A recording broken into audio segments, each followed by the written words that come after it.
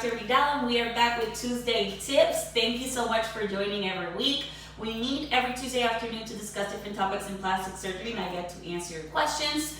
Today we're going to be talking about Lipo Burns. So if you have heard of Lipo Burns or if you haven't heard of Lipo Burns, we're going to be talking about what is it, how to prevent it, and what things I do in the post-op course to try to minimize this risk, okay?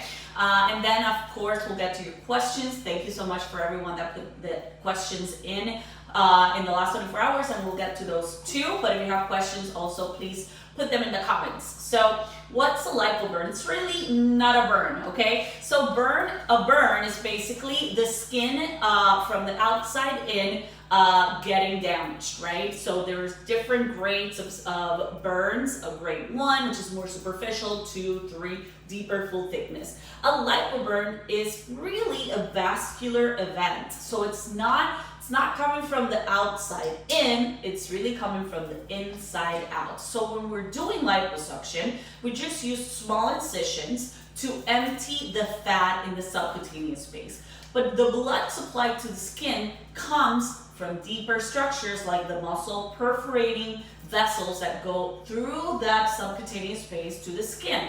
So when we are emptying that subcutaneous space, we are damaging in a certain amount that capillary plexus that supplies the skin.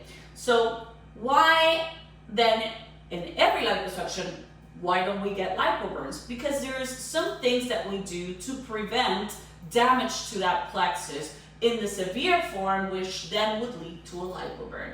What are the things? Skin thickness. So we want to obviously decrease the thickness of that subcutaneous space, which is, the goal with liposuction, to make you look thinner, waist narrower. But we do need to leave at least 2 centimeters of pinch thickness, because if not, it's going to be too thin, the blood supply is going to be affected, and we end up on a lipo burn, okay? So it's very important that when we are evenly distributing that thickness, that it's still at least 1 to 2 centimeter thickness of pinch.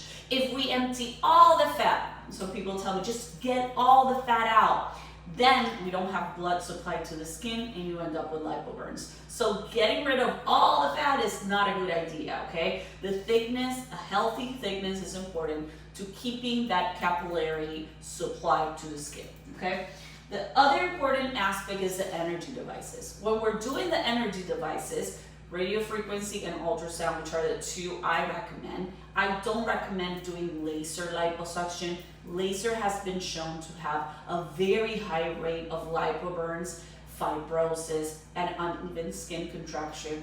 Why? Because the energy is too strong, okay? The 2 devices that I have and I use on my patients and I do recommend is radio frequency based and ultrasound based. You guys have to administer enough thermal energy to create collagen or stimulate collagen formation, promote skin tightening without causing a full thickness burn or damaging that blood supply that will cause a burn, okay? So it is safe to have the energy devices. It is safe, but it's important that your provider is well trained in these devices. For example, Body Type.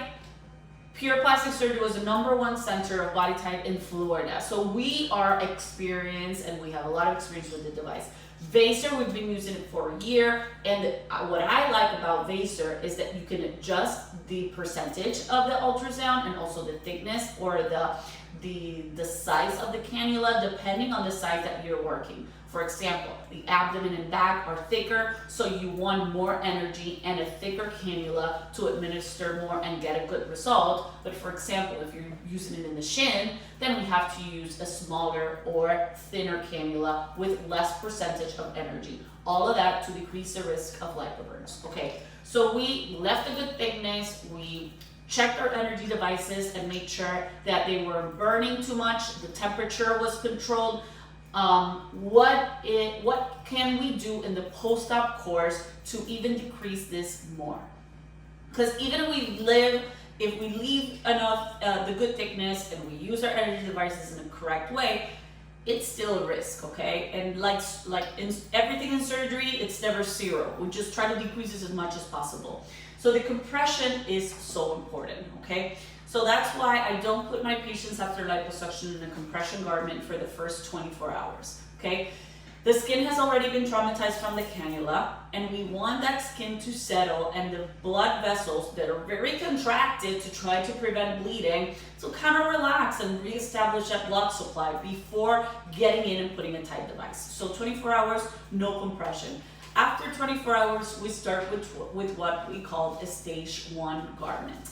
Some faja stores don't even call a stage 1. They say, no, fajas come just in one type. No, there are 2 types at least, so please have 3 types of the fabric difference, okay? So stage 1 may look the same, like if you put a stage 1 and a stage 2 side by side, they may look the same, but the fabric on a stage 1 is stretchier, okay? So that first week, you're gonna be wearing a stage 1, which is the one I'm gonna provide, okay? So you're gonna have one when you leave here, you just won't have it on for, like I mentioned, the first 24 hours, and then the stage 1, you start wearing it the next day. That stage 1 may not feel super tight, okay? And that's on purpose, okay? I want to continue to protect that skin for the first week.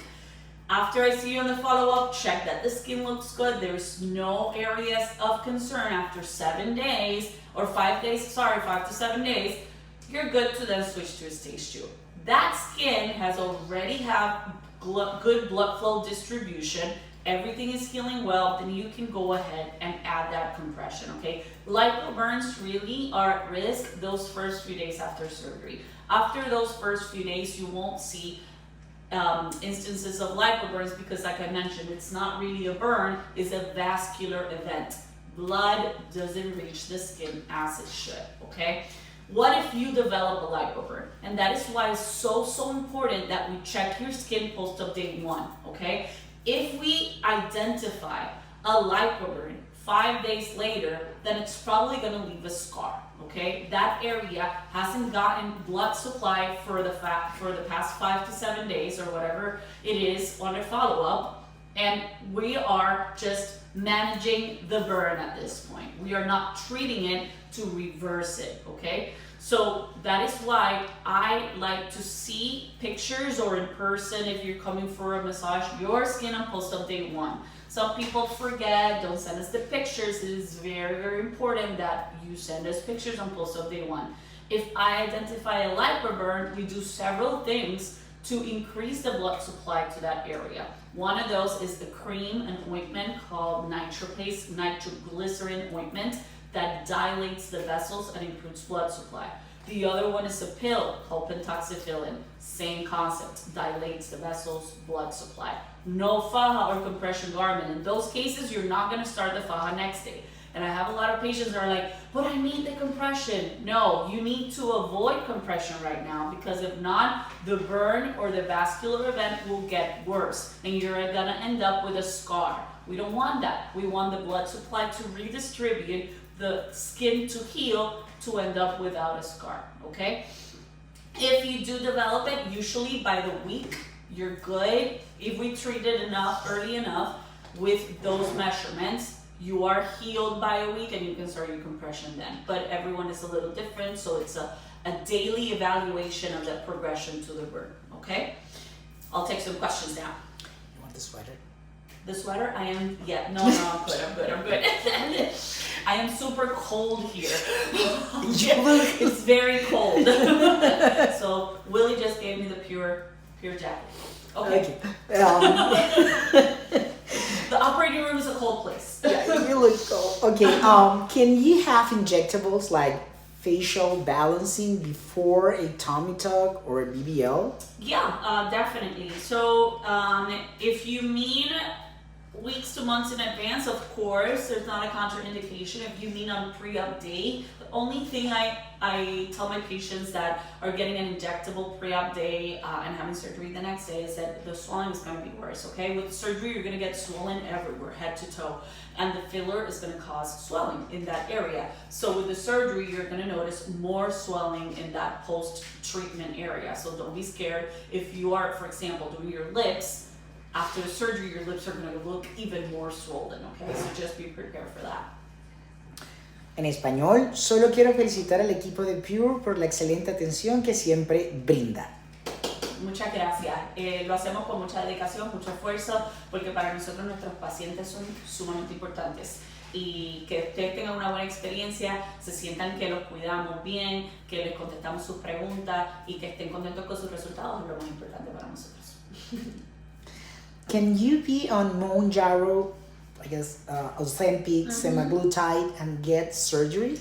Yes, definitely. And I am seeing it more and more since mojarro, Ozempic, semaglutide, Wegovy, all of this medications for weight loss are more and more available. I'm seeing weight loss surgery after this. Okay, so yes, definitely. But two things. You'll have to stop at 30 days before the surgery. Why? Because the medication causes decreased gastric emptying. What does that mean? That the food in your stomach is there longer. That's why you have less appetite, and that's why you eat less and you lose weight, okay? The problem with this in surgery is that because the food stays in the stomach longer, a normal surgery NPO time or not eating before surgery is 8 hours. With Mounjaro and Ozempic, it's gonna require longer times, and the risk of aspiration or that food that is sitting in your stomach when we intubate goes to your lungs is higher. Okay, so it's better to stop it 30 days before. And the other thing is, you'll have to continue to not have it for 30 days after. So plan to have being off the medication for 2 months, 1 month before and 1 month after. The reason why you shouldn't start it right after surgery is because I don't want you dieting after surgery. That first month after surgery, it's not a weight loss. I want you eating your calories, your proteins to recover and heal from surgery. Can you add skin tight to arms and legs with a mommy makeover, tummy tuck, or breast reduction lift? Definitely. Arms is very common. Thighs, I'll have to evaluate the case because sometimes it makes the surgery longer, but it can be added depending on the amount of liposuction that needs to be done in the thighs. But yes, it is a very common addition to add the body type to the arms and or thighs during the body makeover. Okay. Have you heard of? I can read this. Okay, I need to. I need everyone to have seen Willie's face. He was like this. Okay, have you heard of Bridget's? And do you use it? But it's like BRIJ. JJTS. Yeah. Yes. That's a device that's put in the scars to try to minimize tension on the incision. I don't use it. I haven't seen good evidence that it really makes a difference. And I've never tried this brand, but other brands before. This is a concept that has been tried for a while. It's not something new in the market, and different companies have tried it. The problem with the majority of these devices is that it avoids. It's avoiding the tension in the scar by applying tension on the edges of the wound. And then I've seen scarring or hyperpigmentations or spots, dark spots around it, not in the scar. So the scar looks great, but then you end up with dots of hyperpigmentation above and below. So the way that I minimize tension in the scars is actually position and avoiding swelling. So for example, for a tummy tuck, I'm gonna ask you to be hunched over for the first 2 weeks to minimize tension on the scar. For an arm lift, I'm gonna ask you to try to minimize movement, elbows close to your body, or T-Rex arms as much as possible. And your compression devices, massages, post-op are super important. And start the silicone-based scar products 2 weeks after surgery. Okay, I want to get a rhinoplasty, chin lipo, and a tummy tuck. How much time would I need up? Okay, so I don't combine rhinoplasty with tummy tuck. Chin lipo can be combined with either or, whatever is your preference. We can do it with rhinoplasty or we can do it with a tummy tuck because it's a short addition to either or. The reason why I don't combine the tummy tuck and the rhinoplasty is because the surgery itself is going to be too long. So time under anesthesia is going to be too long. I try to keep my surgeries under 5 hours, 4 to 5 hours, to decrease risk of general anesthesia complications and also decrease risk of blood clots, okay? A rhinoplasty takes 3 to 4 hours by itself, okay? So I don't recommend adding it or combining it with anything else. In terms of timing, whichever you want to do first is fine, but 3 to 4 months in between each surgery so you recover well from the first one so you can be ready for the second one. Is it better to have a tummy tuck with lipo for better results, or you can just get lipo 360 and get results?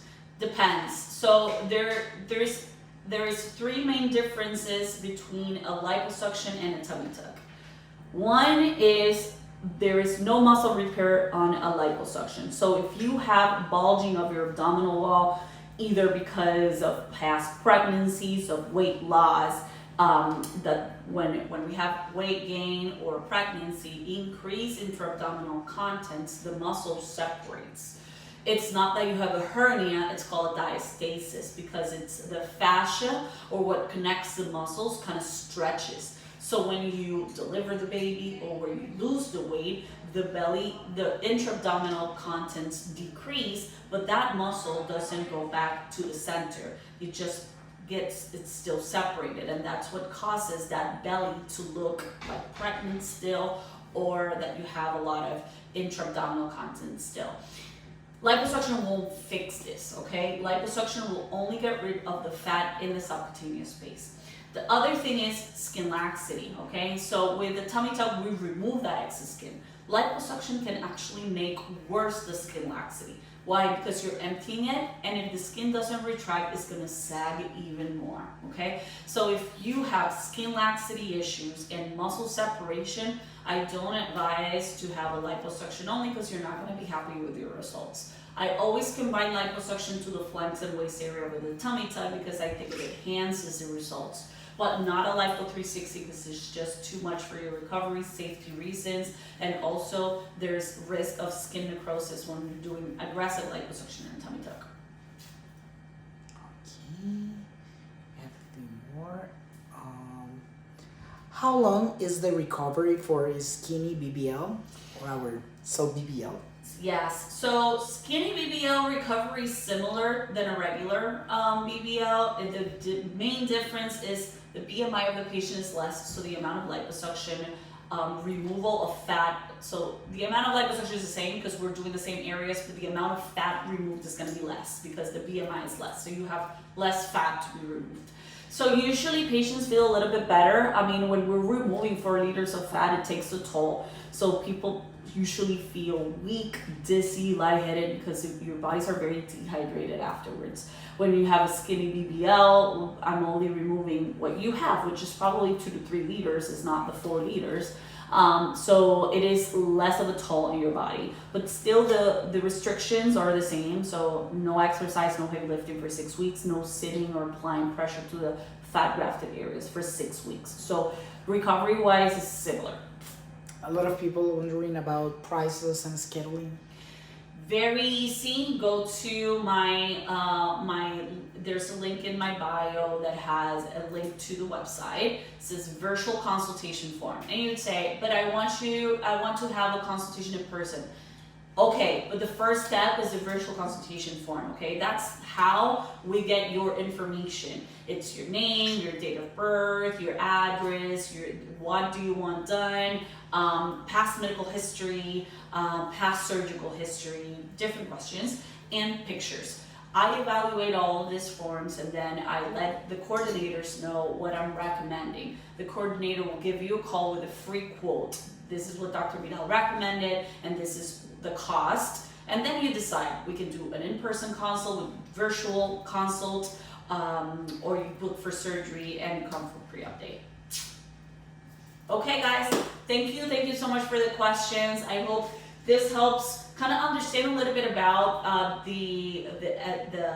what is a lipo burn and how to prevent it and treat it if we do have one. If you have any questions, please let me know in the comments. DM me, and if you want me to talk about a particular topic, please feel free to DM me on the topic, and I'll gladly get into it, okay? I'll see you guys next week on Tuesday Tips. Hope you have an amazing week. Take care.